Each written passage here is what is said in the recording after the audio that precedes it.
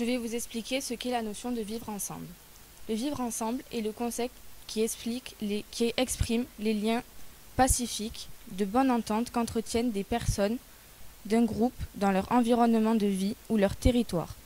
Autrement dit, le vivre ensemble, en paix, c'est accepter les différences, être à l'écoute, faire preuve d'estime, de respect et de reconnaissance envers autrui et vivre dans un esprit de paix et d'harmonie. Par conséquent, les valeurs de vivre ensemble refusent toute forme de discrimination. Par exemple, le racisme qui consiste à considérer que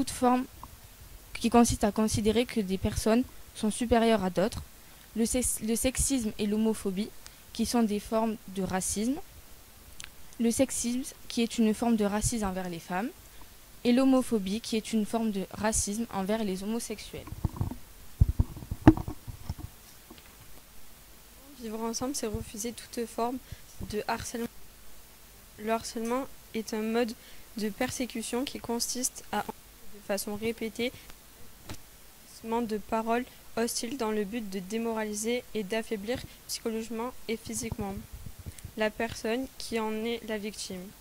Par exemple, sous prétexte de la couleur de peau, religion, genre, orientation sexuelle, ces personnes discriminées vont être victimes d'insultes ou la menace dans le harcèlement moral ou bien d'agressions physiques.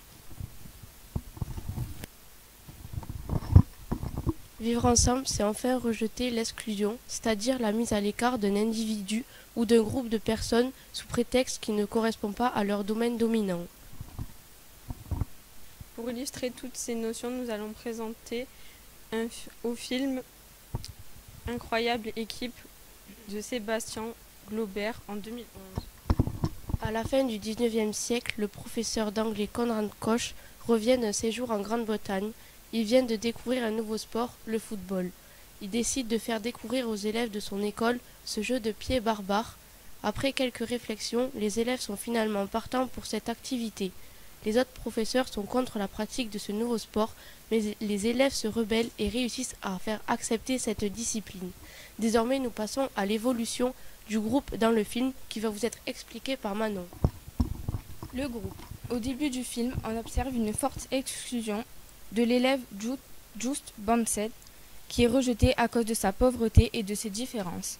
L'élève, Félix, qui n'accepte pas Just, fait tout pour le virer de cette école. Grâce à ses principes et ses valeurs, le petit Just va parvenir à rester au sein de cet établissement. De plus, ses grandes capacités au football facilitent son intégration dans le groupe, même si Félix continue de le rejeter. Après de nombreux déchirements et la rébellion du groupe, ils arrivent à créer une cohésion d'équipe à l'engagement de.